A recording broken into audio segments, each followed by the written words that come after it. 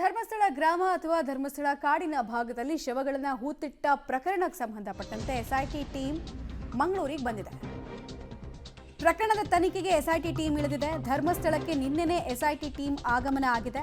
DIG Anuchit, SP Jitendra Kumar IG ಕಚೇರಿಗೆ ಭೇಟಿ ಕೊಟ್ಟಿದ್ದಾರೆ. ಎಸ್ಐಟಿ ತಂಡದ ಇತರೆ ಅಧಿಕಾರಿಗಳೊಂದಿಗೆ ಕೂಡ ಇಲ್ಲಿ ಪೂರ್ವಭಾವಿಯಾಗಿ ಸಭೆಯನ್ನು ನಡೆಸಲಾಗಿದೆ.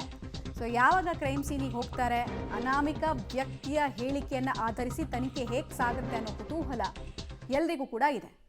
ಎಸ್ಐಟಿ ಅಧಿಕಾರಿಗಳು ಇಲ್ಲಿಗೆ ಬರೋಕ್ಕೂ ಮುಂಚೆ ಅಂದರೆ ಮಂಗಳೂರಿಗೆ ಬರೋಕ್ಕೂ ಮುಂಚೆ ಕೂಡ ಸಭೆಯನ್ನು ನಡೆಸಿದ್ರು. ಇಲ್ಲೂ ಬಂದು ಮೀಟಿಂಗನ್ನು ಮಾಡಿದ್ದಾರೆ ಅನ್ನೋದು ತಿಳಿದು ಬರ್ತಾ ಇದೆ.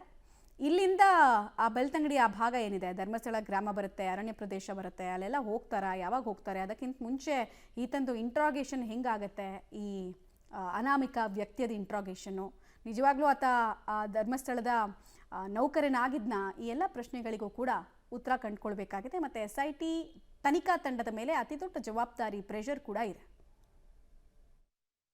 ಧರ್ಮಸ್ಥಳ ಗ್ರಾಮದಲ್ಲಿ ಬೇರೆ ಬೇರೆ ಕಡೆ ನಾನು ನೂರಾರು ಶವಗಳನ್ನು ಹೂತಿಟ್ಟಿದ್ದೇನೆ ಅನ್ನುವಂತಹ ಮುಸುಕುದಾರಿ ವ್ಯಕ್ತಿಯ ಒಂದು ದೂರಿನ ಹಿನ್ನೆಲೆಯಲ್ಲಿ ಎಸ್ಐಟಿಯನ್ನು ರಾಜ್ಯದಲ್ಲಿ ರಚನೆ ಮಾಡಲಾಗಿದೆ.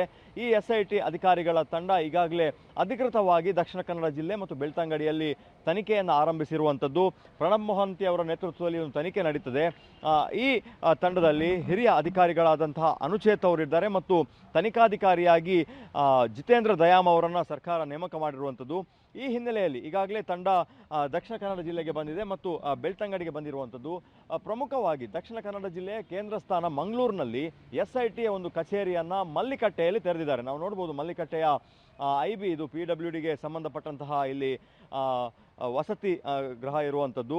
ಇಲ್ಲಿ ಈ ವಸತಿ ಗೃಹದ 2 ಕೊಠಡಿಗಳನ್ನೇ SIT ಅವರು ತಮ್ಮ ಕಚೇರಿಯಾಗಿ ಓಪನ್ ಮಾಡಿರುವಂಥದ್ದು ನಾವು ನೋಡ್ಬೋದು. ನಿನ್ನೆ ಇಲ್ಲಿಗೆ ಬಂದು ಅನುಚೇತ್ ಅವರು ಭೇಟಿ ಕೊಟ್ಟು ಒಂದು ಬಾರಿ ಇಲ್ಲಿ ಸಭೆಯನ್ನು ನಡೆಸಿರುವಂಥದ್ದು. ಅದರ ಜೊತೆಗೆ ಪಶ್ಚಿಮ ವಲಯದ IGP ಆಗಿರುವಂತಹ ಅಮಿತ್ ಸಿಂಗ್ ಅವರನ್ನು ಮತ್ತು ದಕ್ಷಿಣ ಕನ್ನಡ ಜಿಲ್ಲೆಯ SP ಡಾಕ್ಟರ್ ಅರುಣ್ ಕುಮಾರ್ ಅವರನ್ನು ಒಂದು ಸಾರಿ ಮೀಟಿಂಗ್ ಮಾಡಿದ್ದಾರೆ.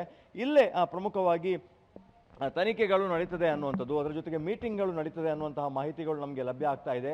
ಈ 2 ಕೊಠಡಿಗಳನ್ನು ಈಗಾಗಲೇ SIT ಅಧಿಕಾರಿಗಳು ಪಡ್ಕೊಂಡು ಇದನ್ನೇ ಕಚೇರಿಯನ್ನಾಗಿ ಮಾಡಿಕೊಂಡಿದ್ದಾರೆ. ಪ್ರಮುಖವಾಗಿ ಇಲ್ಲಿ ಕಂಪ್ಯೂಟರ್ಗಳನ್ನು ಅಳವಡಿಸಿಕೊಂಡು ಬರುವಂತಹ ಅಧಿಕಾರಿಗಳಿಗೆ ಮತ್ತು ಯಾವುದೇ ಎನ್ಕ್ವೈರಿಗಳಿದ್ದಂತಹ ಸಂದರ್ಭದಲ್ಲಿ ಅದನ್ನು ದಾಖಲು ಮಾಡ್ಕೊಳ್ಳೋದಕ್ಕೆ ಎಲ್ಲ ವ್ಯವಸ್ಥೆಗಳನ್ನು ಹಿರಿಯ ಪೊಲೀಸ್ ಅಧಿಕಾರಿಗಳು ಮಾಡ್ಕೊಂಡಿರುವಂಥದ್ದು. ಪ್ರಮುಖವಾಗಿ ಇಲ್ಲಿ ಕೆಲವು ವಿಡಿಯೋ ಹೇಳಿಕೆಗಳನ್ನು ಕೂಡ ಪಡಿಬೇಕಾಗ್ಬೋದು.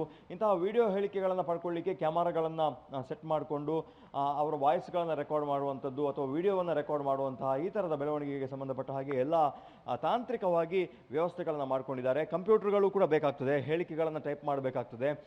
ಈ ಎಲ್ಲ ವ್ಯವಸ್ಥೆಗಳನ್ನು ಮಲ್ಲಿಕಟ್ಟೆಯ ಈ ಕಚೇರಿಯಲ್ಲೇ ಮಾಡ್ಕೊಂಡಿದ್ದಾರೆ.